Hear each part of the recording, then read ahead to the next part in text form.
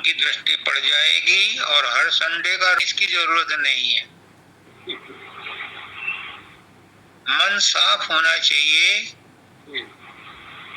जो मन के पीछे पड़ते हैं मन को साफ करने के लिए,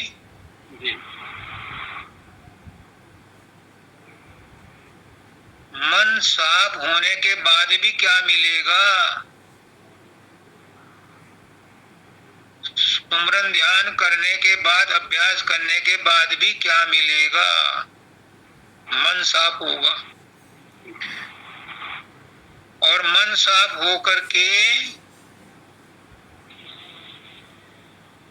वहां तक नहीं पहुंचोगे। समता उससे भी बड़ी चीज है। कृष्ण भगवान कहते हैं गीता में, समता में रहो, बुद्धि को सम रखो। इन दोनों संतों के दर्शन करके आप संत गति को प्राप्त करोगे।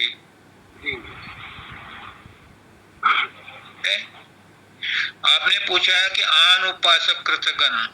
आन उपासक वो होता है कि जो अपने को भगवान से अलग समझता है। मन क्या करता है? मन यही करता है। मन बहुत से बहुत प्रकाश पैदा कर देगा। तो पुष्करनाथ जी कहते हैं कि प्रकाश में एक प्रकाश है, एक और प्रकाश को देखने वाला द्वैत है। तो जब तक गुरु और तुम दो, तब तक द्वैत है। तो ये आन उपासना है। गुरु को अपने से अलग समझ करके उपासना करना आन उपासना है। और आन उपासक कृतघ्न वो होता है जो एहसान फरामोश होता है। आप एहसान फरामोश नहीं हो, क्योंकि आप अभी भी हजूर मानव दयाल जी महाराज को याद करते हो। किन्हीं कारणों आप संसार में फंसे रहे, लेकिन जो बीत गया सो बीत गया, आगे की सुध ले। अब जो समय बचा है उसको संभाल लो। जो बीत गया उसे कुछ नहीं कर सकते, और वो भी प्रभु की इच्छा से ही हुआ है। वो भी काल भगवान की कारण ही हुआ है। काल जैसा चाहता था वैसा ही उसने करवाया। ईश्वर जैसा, काल को ईश्वरी कहते हैं, ईश्वर जैसा चाहता था वैसा ही आपसे करवाया, और 72 साल बीत गए। तो उस पर अफसोस करने के बजाय आज से नया काम शुरू कर दो जी। और नया काम क्या है कि गुरु को अपने से अलग मत समझो। जो वो है वही मैं हूँ। वो प्रकाश है, मैं भी प्रकाश हूँ। वो शब्द है, मैं भी शब्द हूँ। अभी माता जी ने कहा कि गुरु शरीर नहीं है, तो मानव दयाल जी शरीर नहीं थे, ना है। वो शरीर में रहते हुए भी शरीर नहीं थे। अभी आचार्य द्विवेदी जी ने कहा कि जब वो उन्होंने टेलीफोन किया तो वो कहते थे कि मुझे क्या हुआ, यानी शरीर को हुआ जो कुछ भी हुआ, मुझे कुछ नहीं हुआ। तो गुरु को शरीर मत मानो। गुरु वही है जो तुम हो। तुम में और गुरु में कोई अंतर नहीं है। तो गुरु को अपना ही रूप समझो। तुम्हारा रूप ही गुरु है। तो आन उपासक और कृतघ्न, इन दोनों की व्याख्या हो गई। एहसान फरामोश तो तुम नहीं हो, क्योंकि अभी भी एहसान मान रहे हो। लेकिन कृतघ्न जरूर हो नहीं, वो आन उपासक जरूर हो कि उनको अपने से दूर समझ रहे हो। वो तुमसे ना दूर है ना दूसरे हैं। जो तुम हो वही मानव दयाल है। तुम्हारा रूप ही आत्मा है और आत्मा ही परमात्मा है। इसलिए इस बात को भूल जाओ। मन को निर्मल कैसे करूं? जब इन दोनों संतों के आप दर्शन करोगे तो मन निर्मल अपने आप हो जाएगा। जिसके दर्शन करते हो उसी के ख्याल आता है। अगर लड़ाई झगड़ा करके आते हो तो उसी के ख्याल रात में भी आते हैं। जी। अगर शराब खाने में जाते हो तो वो ही ख्याल बाद में भी आते हैं। तो जिसके संग रहोगे उसके ख्याल आपको प्रभावित करेंगे। गुरु के संग रहोगे तो गुरु के ख्याल आपको प्रभावित करेंगे। तो आपके लिए सुखाला रास्ता है कि आपने गुरु के दर्शन नहीं किए, बहुत दिन हो गए, तो अब उनके नजदीक से कर लो। ज्यादा टिमटाम करने की जरूरत नहीं है, कोई सामान ले जाने की, कोई मिठाई से कुछ नहीं ले जाने की जरूरत। तुम्हारा काम है उनके दर्शन करना। 2 फूल ले जाओ, एक उनके लिए एक उनके लिए। मौका मिले, सुविधा हो, सत्संग सुन लो 5-10 मिनट, नहीं तो तुम्हारी ड्यूटी इतनी है कि तुम उनका दर्शन करो। और अगर समय मिले तो शब्द सुनो, सत्संग सुनो। जी। ये तुम्हारे लिए सुखाला है। जी। अब कहते हैं प्रेम भक्ति, बस आप बंद कर लो अपना वीडियो। हाँ वीडियो कर दी बेटा। उम्र बिताई समय गमाया, मिला न ठौर ठिकाना। ये हम सबका हाल है। ये उदय सिंह जी भी बैठे हैं यहाँ, ये भी इसी नाव में बैठे हैं। इनको भी तलाश है कि कुछ मिल जाए, मिलेगा। ये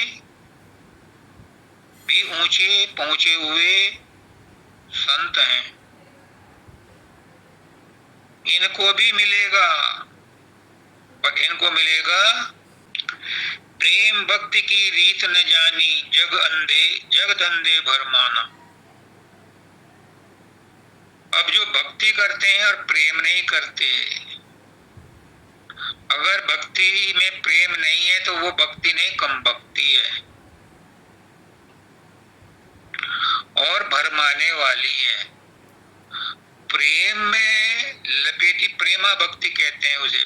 प्रेमा भक्ति जिसकी होती है, गुरु उसका गुलाम हो जाता है।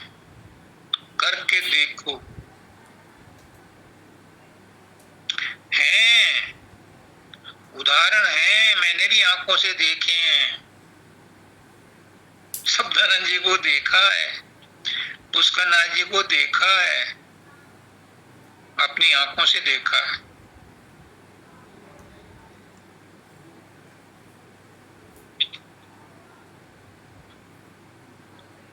और भी हैं, यहाँ भी हैं, किस किस का नाम गिना। जो भक्ति में प्रेम पैदा हो जाता है, जिसके अंदर प्रेमा भक्ति हो जाती है, उसकी इच्छाएं अपने आप पूरी होती है। उसकी कोई इच्छाएं नहीं होती, लेकिन सांसारिक इच्छाओं की पूर्ति के लिए प्रकृति उसका प्रबंध कर देती है। क्यों? क्योंकि love is God, God is love. हम सब प्रेम से ही बने हैं, और जिसके अंदर प्रेमा भक्ति है तो प्रेम प्रेम में मिल जाता है, भक्ति खत्म हो जाती है। प्रीतम और प्रेमी एक हो जाते हैं, भक्त और भगवान एक हो जाते हैं, भक्ति गायब हो जाती है। प्रेम और प्रेमी, प्रियतम और प्रियतमा एक हो जाते हैं, प्रेम भी खत्म हो जाता है, लपेट लेता है सबको अपने में। वो सब प्रेम में हो जाते हैं, वो सब भक्ति में हो जाते हैं, वो सब भगवंत में हो जाते हैं। ये सब चीजें एक ही हो जाती हैं मिल करके।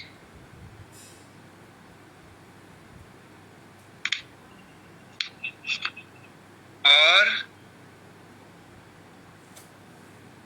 विजय मिश्रा जी सुन लो, 2 दिन का रहना है भाई, 2 दिन का व्यवहार। यहाँ ज्यादा दिन नहीं रहता कोई, और जो समय मिला है उसी में काम बना लो। बेकार न समय व्यतीत करो, नहीं समय मिला है गंवाने को। तुम आए हो इस जग में अपना और औरों का काम बनाने को। बड़े दर्द दिल से कह रहा हूं, क्योंकि तुम मेरे प्रीतम के प्यारे हो, मेरे भी प्यारे हो।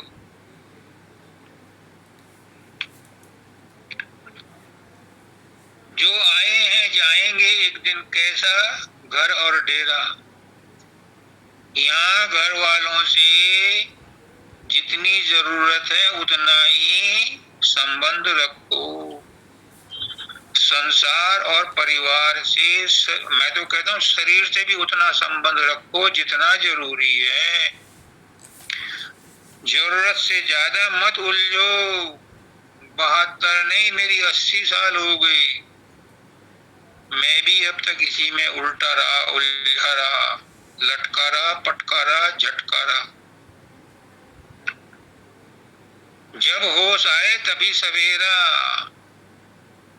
अब आपको होश आया है, बस अभी से सवेरा समझ लो, अभी से नया जीवन समझ लो। ये संसार तो चिड़िया रैन बसेरा है। सबको छोड़ के जाना है। ऊंचे महल चिनाव ते करते होड़म होड़, और पलक एक में गए सब, सब कुछ अपने छोड़। सब छोड़ के जाना पड़ता है, कुछ साथ नहीं जाता।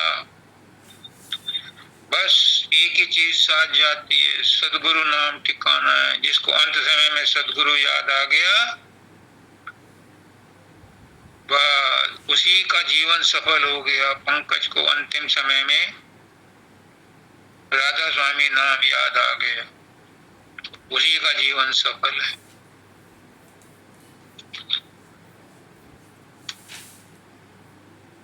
सदगुरु राधा स्वामी पाए, सार भेद समझाया।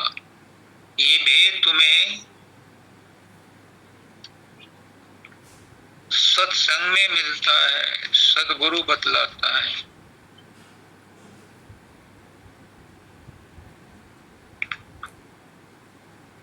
सदगुरु कौन है, राधा स्वामी कौन है? राधा स्वामी है मालिके कुल, और उनका रूप है जो आपको समझा रहा है, जिसके द्वारा भी वो समझा रहा है, वो भी उसी का रूप है।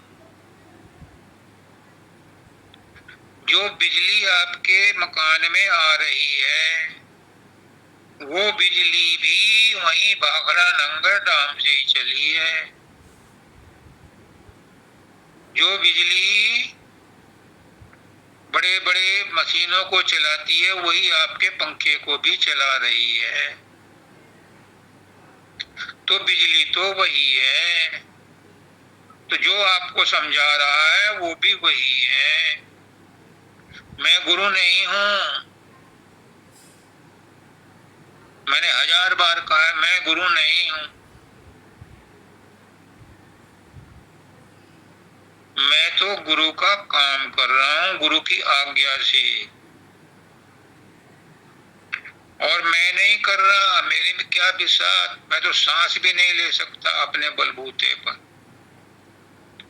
जो भी कर रहा है गुरु ही कर रहा है। गुरु और मैं दो नहीं है, गुरु ही है, मैं हूं ही नहीं। ये भेद जिसकी समझ में आ जाता है, उसका आन उपासक होना बंद हो जाता है, उसका द्वैत बंद हो जाता है, द्वैत समाप्त हो जाता है।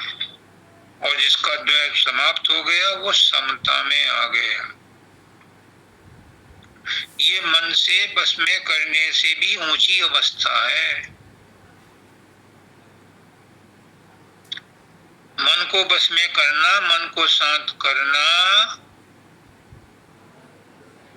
उससे भी ऊंची अवस्था है समता में रहना। क्योंकि मन को शांत करके प्रकाश आएगा और शब्द आएगा। और उसमें द्वैत है। समता में रहने में एकता है, तादात्म्य है। समता में रहने में एकता है, एकपना है। जो तू है वही मैं हूँ, जो मैं हूँ वही तू है। तू मैं हूँ या मैं ही तू है, क्या है किस विध में जानूं। तू अनाम है, तू अरूप है, कैसे तेरा गुण गाऊं। फिर एक ही हो जाता है। पुष्करनाथ जी मुझे कहते हैं तुम और मैं एक हैं। क्यों कहते हैं वो? क्योंकि वास्तविक रूप एक ही है हम सबका। वही अनेक रूपों में एक से अनेक होकर के अलग अलग ड्रेसों में सारे खेल खेल रहा है, सारी लीला कर रहा है। तो उस एक को पहचानो, वो तुम ही हो। तुमसे अलग कोई दूसरा गुरु नहीं है, तुमसे अलग कोई परमात्मा नहीं है।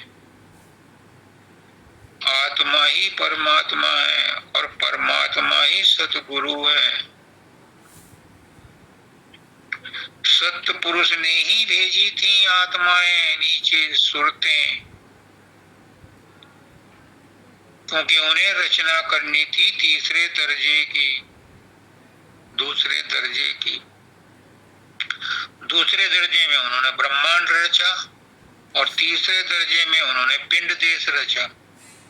किसने रचा? उस सत्पुरुष की आई हुई सूरत की शक्ति ने।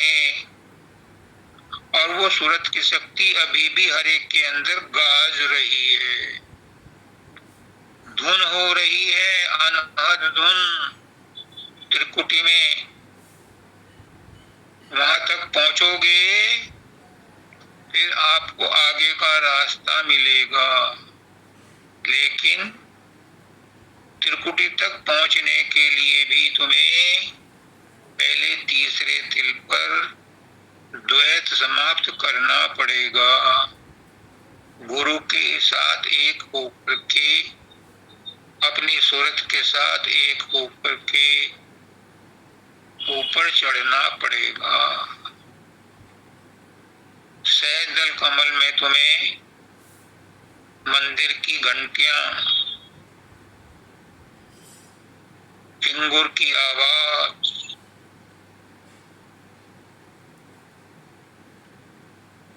सुनाई देगी। मंदिर में जैसे शाम के टाइम आरती होती, आजकल तो होती नहीं, मैंने साउथ में देखा वहां तो खूब होती है और लय के साथ होती है। मैंने तो कलकत्ता में देखा था, वहां भी होती है, यहाँ के मंदिरों में तो नहीं होती। वहां पर जो मंदिरों के शाम के घंटों की आवाज होती है वो सहजल कमल में आती, और त्रिकुटी में जाकर के वही ओम हो जाती है, बम बम हो जाती है, मृदंग की हो जाती है, बादलों की गर्जना सी महसूस होती है। आवाज वही है लेकिन उसका स्थान बदल जाता है तो उसका स्वरूप भी बदल जाता है। फिर जब शून्य में पहुंचते हैं तो वहां पर ये आवाज नहीं आती, वहां पर एक आकर्षण शक्ति गुरु की, जब 10वां द्वार पार कर लेते हैं, जब आत्म पद में पहुंच जाते हैं तो वहां पर हम पहुंचते हैं, अपने आप को पहचानते हैं, लेकिन वहां सेटिस्फेक्शन नहीं है। फिर उससे ऊपर चढ़ते हैं तो महाशून्य में पहुंचते हैं। महाशून्य में पहुंच करके काल कर्म सब पीछे छुड़ जाते हैं। फिर वहां कोई लेन देन, कोई पाप नहीं रहता, फिर जन्म मृत्यु का भी भय नहीं रहता। लेकिन ये अवस्था भी ठहरने के लिए नहीं है। ब्रह्मदयाल जी कहते हैं ये भी नहीं ठहरन धाम, ये भी ठहरने की जगह नहीं है। पर यहाँ रुक जाती हैं कुछ आत्माएं, जब संत सतगुरु वक्त आता है तब उनको अपने साथ ले जाकर के उनसे बाकी कमाई पूरी करवाता है और सतलोक पहुंचाता है। सतलोक ही हमारा ठहरने का धाम है, क्योंकि सतलोक से ही हम आए हैं। इसलिए उससे नीचे कोई समझौता नहीं करना है। जैसे भी हो, रो पीट के, घिसड़ घिसड़ के, जैसे भी मेहनत मशक्कत से हो, गुरु की कृपा से हो, प्रेम से हो, दया से हो, उसके लिए जितना भी तुम्हें चाहिए सतलोक में जाने का प्रयास करो। और ये बिना सतगुरु की दया मेहर के नहीं मिलता। अपने बलबूते पे मैंने 42 साल हो गए। शब्द तो मुझे 83 में ही मिल गया था और मानव जाति बड़े खुश होते थे कि इनने बड़ी तरक्की करी। प्रेम भी मुझे बहुत करते थे, मैं भी करता था, लेकिन वो टिकाऊ न रहा। अंत समय में उन्होंने कहा था साधना बहन से कि कोई मुझे छोड़ दे, राजेश नहीं छोड़ेगा।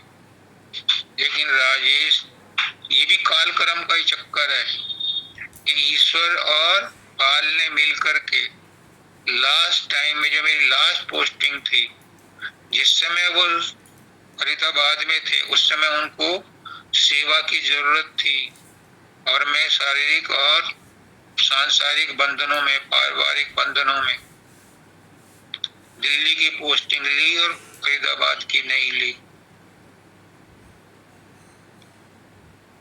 क्यों? क्योंकि ये भी काल कर्म का चक्कर था, कटवाना ऐसे ही था।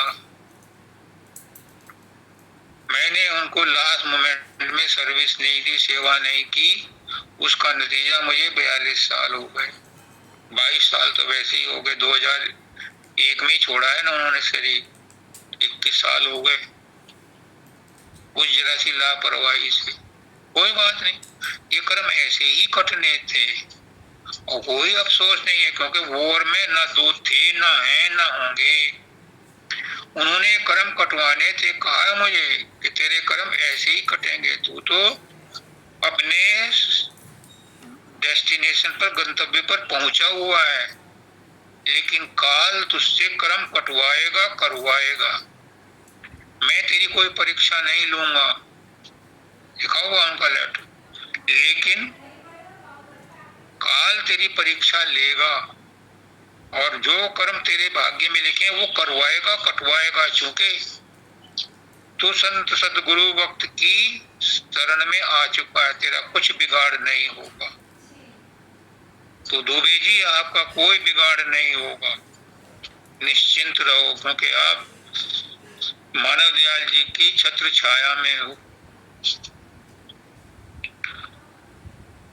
सतगुरु राधा स्वामी पाए, सार भेद समझाया, अब नहीं पढ़ूं कर्म के धंधे, भक्ति स्वाद रस पाया। भाई ये लाइन तुम्हारे लिए है, नोट कर लो, ये 351 पेज पर है, पार्ट 1 में। अब नहीं पढ़ूं कर्म के फंदे, 72 साल से तो कर्म के फंदे में पड़ा हूं, अब नहीं पढ़ूं, अब होश आ गई, अब जाग गया, अब जागते हुए गलती नहीं करूंगा। अब तक तो नींद में था, अब तक तो गफलत में था, अब नहीं पढ़ूं कर्म के धंधे। आज से कसम खा लो कि अब नहीं पढ़ूं कर्म के धंधे। बहुत कर्म कर लिए, बहुत धक्के खा लिए, अब कुछ अपनी भी सोचो। परिवार तो जैसे चल रहा है चलता रहेगा, परिवार की जिम्मेदारी तुमने पूरी कर ली। जब बच्चे अपने हो जाते हैं, कमाने लगते हैं, नौकरी लग जाती है, शादी हो जाए, तुम्हारी जिम्मेदारी खत्म। पोतों की जिम्मेदारी तुम्हारी नहीं है, वो उसके बाप की है। तुमने बाप होने के नाते अपने बच्चों का फर्ज पूरा कर दिया। अब इन कर्मों के चक्कर में मत पड़ो, वो अपने आप संभालेंगे। अब तो आप भक्ति स्वाद रस पाया। ये भक्ति को जो आपने पूछा है ना कि मैं क्या करूं, कुछ नहीं करना। भक्ति करने की नहीं होती है, प्रेम किया नहीं जाता, प्रेम हो जाता है। भक्ति करने से नहीं होगी, भक्ति तो गुरु की दात है, प्रेम तो गुरु की दात है। प्रेम करो, सच्चा प्रेम करो, प्रेम ही भक्ति है, भक्ति कोई अलग नहीं है। जो प्रेमी हो गया उसे भक्ति की भी जरूरत नहीं है, उसे कर्म करने की भी जरूरत नहीं है, उसे ज्ञान की भी जरूरत नहीं है। प्रेमी होना जरूरी है, और प्रेमी ऐसे नहीं बना जाता। किसी को देख करके ईर्षा ईर्षी प्रेम नहीं होता। प्रेम तो गुरु की दात है। जिस पर प्रेमी की गुरु की निगाह पड़ गई, उसे किसी और की नजर की जरूरत नहीं है, उसका नाथ जी कहते हैं। जो गुरु की नजर में आ गया, जिस पर गुरु की दृष्टि पड़ गई, दया दृष्टि पड़ गई। क्या है दया दृष्टि, ये भी समझ लो कि गुरु की दया दृष्टि क्या है। जो गुरु की बात को पूरा कर लेता है, जो गुरु ने कह दिया उस बात को पूरा कर देता, उन वचनों पर चलता है। गुरु ने जो हुक्म दिया उसे पूरा कर देता है, वह गुरु उससे प्रसन्न, उसी में गुरु की दृष्टि पड़ गई। उसी को कहते हैं दृष्टि पड़ना। गुरु की बात पर अमल करो। गुरु अगर हंसी मजाक में साधारण बोलचाल की भाषा में भी किसी काम को कह दें तो उसे कर डालो। महाराज दयाल जी कहते थे कि शब्दानंद को मैं कोई भी हुक्म देने से पहले 10 बार सोचता हूं, क्योंकि ये दिमाग से नहीं दिल से काम करता है। अगर मैं कह दूं कि चलते हवाई उड़ते हवाई जहाज से कूद जा तो ये फौरन कूद जाएगा, पूछेगा नहीं, देखेगा नहीं। ऐसे लोगों पर गुरु की दृष्टि पड़ती है। क्यों? गुरु राज्य तो करता राज्य, काल कर्म की चले न बाजी, ये स्वामी जी महाराज कहते। जिस पर गुरु प्रसन्न होते हैं उस पर विधाता भी प्रसन्न होता है। विधाता क्या करता है, क्या है विधाता के हाथ में? गुरु तो ब्रह्म को भी पैदा करने वाले हैं। ब्रह्मा विष्णु महेश तो और पीछे रह गए, ईश्वर भी नीचे रह गया। गुरु तो ब्रह्म और पार ब्रह्म से भी परे है,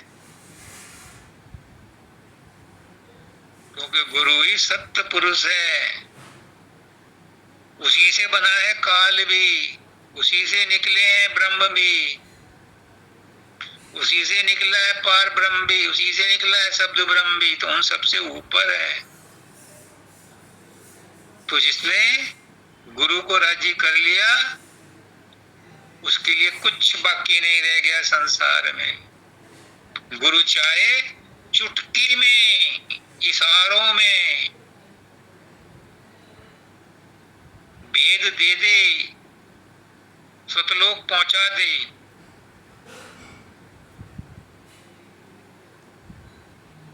कुछ करने की जरूरत नहीं है। स्वामी जी महाराज कहते हैं पर गुरु का प्रसन्न होना है मुश्किल। ऊपर ऊपर से प्रसन्न करके वो अंदर की जो गुरु की भावना जागती है, उसके अंदर जो तरंग उठती है, उसके अंदर जो वाइब्रेशंस निकलती हैं, उसके अंदर से जो रेडिएशंस निकलती हैं, जिसमें वो सतलोक को टच करती हैं, वो जिसको चाहे जो कर दे। बाबा फकीर कहते थे, मैं चाहूं तो ब्रह्मांड को पलट दूं, पर क्यों पलटूं? मैं तो मालिक के हुक्म का पालन करने आया हूं, पालन कराने आया हूं। मैं उसके प्रबंध में व्यवधान क्यों पैदा करूं? पर चाहूं तो कर सकता हूं, और कर दिए उन्होंने बहुत से काम ऐसे। 55 साल की औरत को बच्चा हुआ है, नहीं पलटा क्या उन्होंने?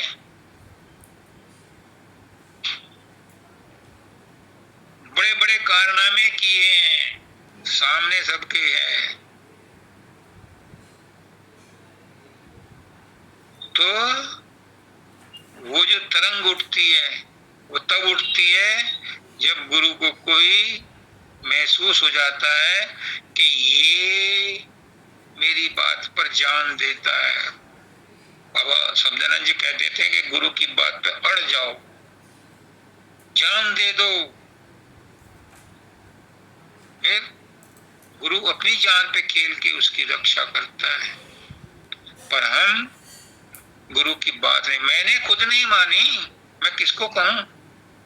बहुत सी बातें कही गुरु ने और मैंने अमल नहीं किया, और उसका दंड भुगत रहा हूं। तभी मैं कहता हूं मैं गुरु नहीं हूं। आज्ञा का पालन कर। अभी भी कई बार मेरे मन में आती है कि मैं इस आज्ञा को भी टाल दूं, पर ये बंदिता और क्या नाम जय श्री मुझे रोक लेती है। मैं इनका शुक्रगुजार हूं कि मुझे गुरु की आज्ञा पालन करने में ये मजबूर कर देती हैं, वरना मैं तो कभी का बंद कर दिया होता। तो मेरे भाइयों बहनों माताओं बच्चों बुजुर्गों सभी सत्संगियों, जैसे भी हो गुरु जो भी कहे उसे पूरा कर दो, तो गुरु की दृष्टि आपके ऊपर पड़ गई, और जिसके ऊपर गुरु की दृष्टि पड़ गई उसे साधन अभ्यास करने की, मैं क्या करूं, अभ्यास कैसे बने, ध्यान उपासक क्या होता है, मन निर्मल कैसे करूं, फिर कुछ जरूरत नहीं, फिर सब कुछ अपने आप होगा। जब गुरु राजी तो करता राजी। काल कर्म की चले ना, ये काली कर्म तो कर रहे हो तुम। अगर मन को बस में कर रहे हो तो काल कर्म का ही काम तो कर रहे हो, और किसका कर रहे हो?